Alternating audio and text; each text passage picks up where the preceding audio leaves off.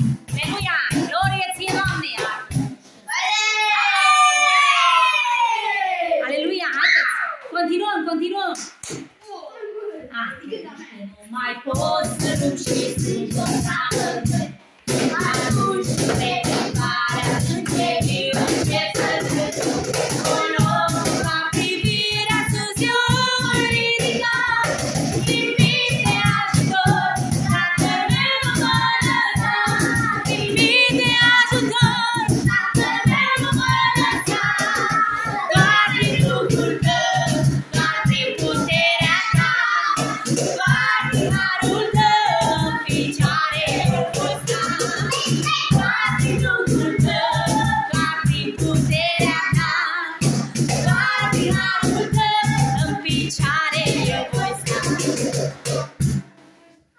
Aleluia! Iată, suntem în Chiselet cu băieții noștri și suntem cei mai...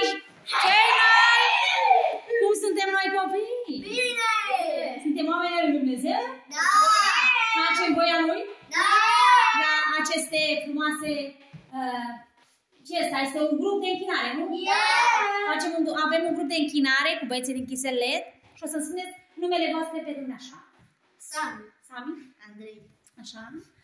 Iată, avem și pe Matei. Matei, avem și pe cahonistul nostru Andrei Barsan. și pe Dani, Și pe Dario. așa și pe Mario. Aleluia! Suntem aici pregătiți de un nou început cu Dumnezeu și cu ceea ce va face pe parcursul viitorului nostru. Nu-i așa, băieți? Aleluia!